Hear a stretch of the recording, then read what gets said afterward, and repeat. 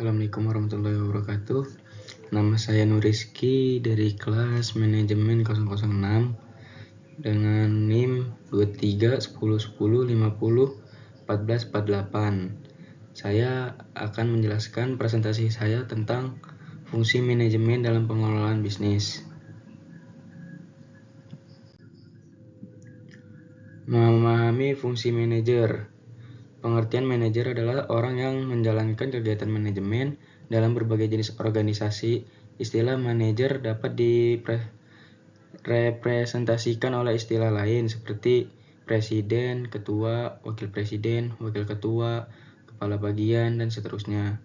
Beberapa keahlian diperlukan agar para manajer dapat menjalankan fungsinya manajer dengan baik. Keahlian tersebut diantaranya adalah keahlian teknis, keahlian konseptual, keahlian berkomunikasi dan berinteraksi, keahlian dalam pengambilan keputusan, keahlian dalam pengaturan waktu, keahlian dalam manajemen global, serta keahlian dalam teknologi. Fungsi manajer untuk bertanggung jawab mengelola perusahaan. Manajer mungkin bertanggung jawab pada sebuah departemen dan orang-orang yang bekerja di dalamnya. Dalam beberapa kasus, manajer bertanggung jawab atas keseluruhan bisnis. 1. Perencanaan atau planning. Perencanaan adalah suatu usaha memperoleh jenis dan jumlah tepat dari personalia yang diperlukan untuk menyelesaikan sasaran organisasi. Kedua, pengorganisasian atau organizing. Pengorganisasian adalah kegiatan untuk mengorganisasi semua pegawai dengan menetapkan pembagian kerja, delegasi, wewenang, integrasi, dan koordinasi dalam bagian organisasi. Ketiga, pengarahan directing. Pengarahan adalah kegiatan mengarahkan semua pegawai agar bekerja sama dalam membantu tercapainya tujuan organisasi. Keempat, pengendalian atau controlling. Pengendalian adalah fungsi manajerial yang berpengaruh dengan peraturan kegiatan agar sesuai dengan rencana personalia yang sebelumnya dirumuskan terhadap sasaran dasar organisasi. Selanjutnya, peran yang dilakukan manajer. Seorang manajer memiliki banyak jabatan. Tidak hanya seorang manajer sebagai pemimpin tim, tetapi dia juga seorang perencana, penyelenggara, pemandu sorak, pelatih, pemecah masalah, dan pembuat keputusan. Semuanya digabung menjadi satu. Selanjutnya, peran yang dilakukan manajer. Henry Misberg dalam buku The Nature of Managerial Work menggambarkan 10 peran yang diisi oleh seorang manajer. Peran ini terbagi dalam 3 kategori. 1. Interpersonal. Peran ini melibatkan interaksi manusia. 2. Informasi. Peran ini melibatkan berbagi dan menganalisis informasi. 3. Keputusan. Peran ini melibatkan pengambilan keputusan. Selanjutnya, memahami pengambilan keputusan. Pengambilan keputusan merupakan ilmu dikarenakan aktivitas tersebut memiliki sejumlah cara, metode, atau pendekatan tertentu yang bersifat sistematis, teratur, dan terarah. Pendekatan atau langkah-langkah pengambilan keputusan dikatakan sistematis karena terdapatnya sejumlah prosedur yang jelas dan menjawab suatu masalah. Selanjutnya, tahap-tahap pengambilan keputusan. Adapun tahap-tahap tersebut adalah A. Mendefinisikan masalah tersebut secara jelas dan gamblang atau mudah dimengerti. B. Membuat daftar masalah yang akan dimunculkan dan menyusunnya secara prioritas dengan maksud agar adanya sistematika yang lebih terarah dan terkendali. C. Melakukan identifikasi dari setiap masalah tersebut dengan tujuan untuk lebih memberikan gambaran secara lebih tajam dan terarah secara lebih spesifik. D. Memetakan setiap masalah tersebut berdasarkan kelompoknya masing-masing yang selanjutnya dibarengi dan menggunakan model atau alat uji yang baik. Selanjutnya, memahami wewenang dan delegasi.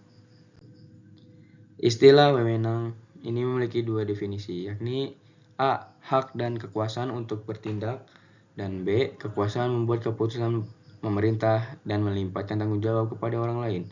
Pada dasarnya, wewenang atau authority adalah suatu hak untuk melakukan suatu atau memerintah orang lain untuk melakukan sesuatu guna mencapai tujuan tertentu. Selanjutnya, jenis-jenis wewenang. Menurut Max Weber, seorang sosiolog dan filsuf berhasil menggolongkan jenis-jenis wewenang menjadi 3 jenis, yaitu wewenang karismatik, yakni jenis wewenang yang menunjukkan kepada seorang individu yang memiliki sifat tertentu dan mampu membuatnya menjadi seorang pemimpin hebat. Wewenang tradisional, yakni jenis wewenang yang mengindikasikan keberadaan dari kepribadian pemimpin yang dominan. Wewenang ini biasanya dikeluarkan oleh pemimpin yang bergantung pada tradisinya. Delegasi adalah pihak individu yang dipercaya sebagai perwakilan agar bisa mewakili kelompok atau lembaga. Delegasi adalah suatu kegiatan untuk memberikan suatu wewenang dan tanggung jawab pada orang lain untuk melakukan suatu kegiatan yang mana pihak penerima wewenang harus mampu mempertanggungjawabkan kepada orang yang melimpahkan wewenang.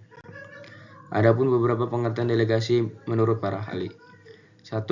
Charles de Keating. Delegasi adalah upaya pemberian sebagian tanggung jawab formal kepada pihak lain dalam melakukan kegiatan tertentu. 2. U.C. Salamet menjelaskan bahwa pengertian delegasi adalah sebuah pelimpahan wewenang serta tanggung jawab formal pada pihak lain untuk melaksanakan kegiatan tertentu. 3. Rusli Jacob. Delegasi dalam sudut pandang Rusli Jacob adalah suatu pemberian otoritas atau kekuasaan bersifat formal serta tanggung jawab untuk melakukan kegiatan tertentu pada pihak lain. 4. Kasus Besar Bahasa Indonesia atau KBBI. Menurut KBBI, delegasi adalah individu yang ditunjukkan atau diutus oleh suatu negara dalam suatu musyawarah, penyerahan atau pelimpahan wewenang. Jenis-jenis delegasi. Adapun jenis-jenis delegasi yaitu 1. Delegasi umum. Delegasi umum merupakan pihak bawahan yang mendapat wewenang dari atasan untuk mengerjakan berbagai fungsi manajemen umum seperti penempatan, pengarahan, perencanaan, pengorganisasian, serta pengawasan. 2. Delegasi khusus.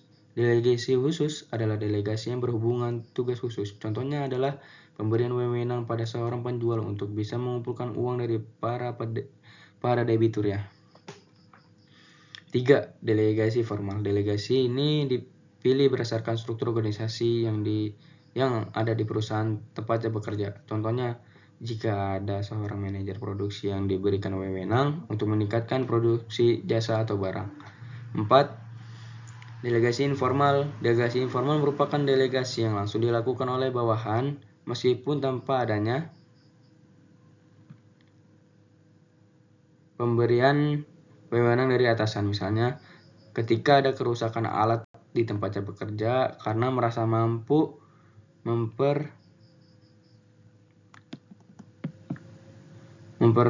maka tanpa disuruh atasan dia akan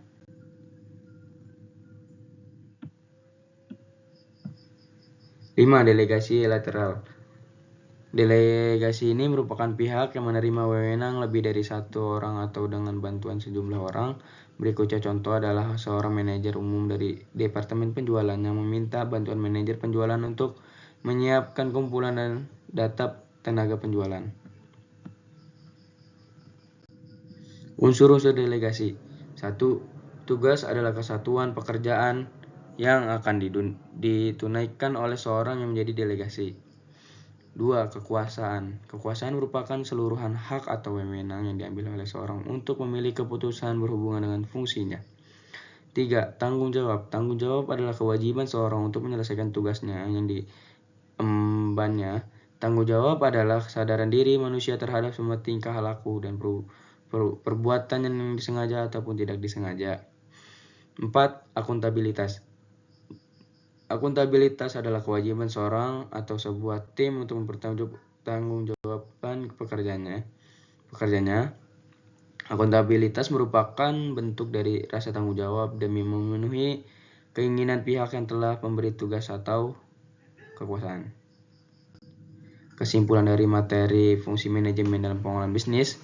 Kesimpulan dari materi fungsi manajemen dan pengelolaan bisnis adalah bahwa fungsi manajemen yang terdiri dari perencanaan, pengorganisasian, pengarahan, pengendalian merupakan komponen-komponen penting dalam mencapai tujuan bisnis. Dengan merencanakan secara efektif, mengatur sumber daya, memotivasi karyawan, dan mengendalikan kinerja, sebuah organisasi dapat meningkatkan efisiensi, produktivitas, dan kesuksesannya. Fungsi-fungsi ini saling terkait dan diperlukan untuk mencapai kesuksesan jangka panjang dalam dunia bisnis. Sekian, terima kasih dari saya, Nur Rizky. Wassalamualaikum warahmatullahi wabarakatuh.